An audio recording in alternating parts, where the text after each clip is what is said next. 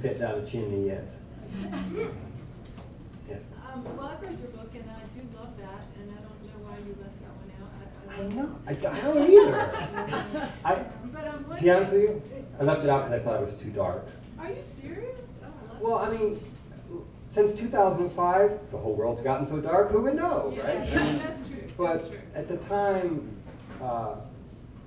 yeah, I took it out. There was a lot going on in the book that was dark enough for me. Right. I thought, roasted chicken. But so my follow-up question is, when you were researching, when I was 12, my uncle took me out in Cessna, and he was a risk taker, flyer, and whatever, and turned it off. I thought he turned it off, but anyway, we were the same experience. And then it, blah, blah, blah. So I also fell out of the plane. But I later heard from my other uncle, who was not a risk taker, that Cessnas are notorious for causing crashes by going out. And is that what you were implying when you said, was that what the pilot was implying about Cessnas, that they are erratic? Yes, you're on top of it. A lot of claims have said they vapor lock. Yeah. That there's something happens with the fuel delivery system where they don't get fuel for a minute and it causes the engine to seize and you ain't starting it up again. And that's what my uncle said when he turned it off. He went, oh my God! But it's never, Cessna, that was the sad thing. They never proved that. I mean, it's kind of like the mysterious Toyota floor mats. Which, as a digression, I am not happy with Toyota because they took my wonderfully thick, long mat and decapitated it. It fit fine under my gas pedal. And so, anyway, yeah, they overreacted or something.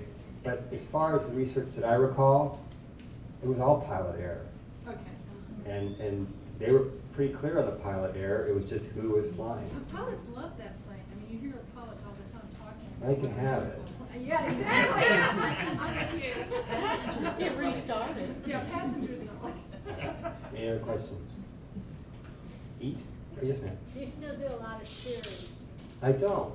I just shear my own flock. I'd like to do more.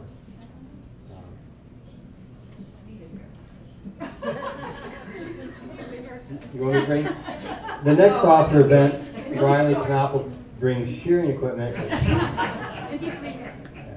Would that be? And side looks. Yeah. Yeah, what do you do with the wool she has? The wool? Your flock. Well, right now it becomes great mulch. Wool is the best mulch in the world. It never breaks down. It's hydrophilic, and nothing smells as wonderfully as just shear as wool. And you just rake it off, and rake it back on, turns snowy white. Yeah. There you go, your gardening tip. That it? No. Yes, yes, ma'am. Where are you going to be 2 weeks from today? 2 weeks from today. Yeah. Burnsville? Oh yeah. I checked my publicist. I'm going to be at the Carolina Mountain Literary Festival. Not that you haven't got enough of me tonight and want more of me later, but I will be at the Carolina Mountain Literary Festival in Burnsville, and I will be honored to be on a dog panel, mediating, being a moderator rather, mediating, moderating a really lively discussion on writing with and living with and writing and living well with dogs. And yeah, I'm all about it. I'm really excited. And it's a great event, and authors such as Tony Early will be there, Warren Wilson grad, superb writer. And come on out when you're not sitting on the Ferris wheel out there by the airport. Yes, sir. How do you ride with dogs in a Cessna? Dogs? Oh, wouldn't that be great? Although you'd almost want the biplane, or the biplane cockpit thing, the doggles. Yeah. Yes, ma'am. Do you think being an investigator confirmed your view of human nature, or did it change it? And if it changed it, how did it change it? Boy. That's a big one. Who planted you? No,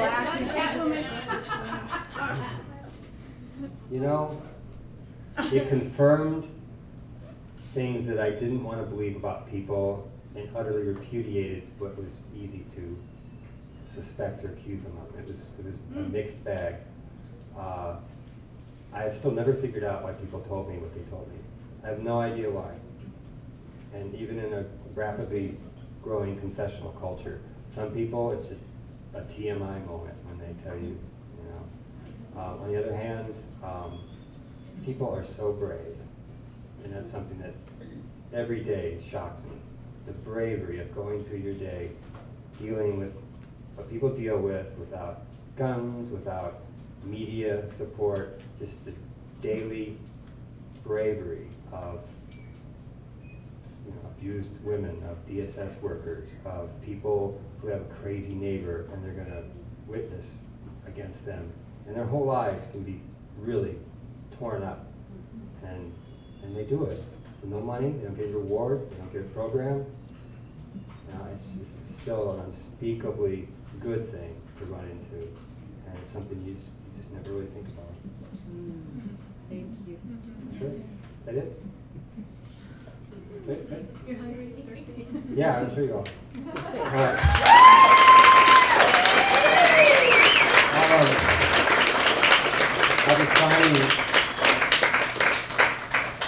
I'll be signing somewhere. Where will I be signing? Here, they take the podium. Oh yeah, I'll be signing here, and the rest of you enjoy. Some of you who have gifts coming, don't disappear. You know who you are. So, yes. I bribe all my readers.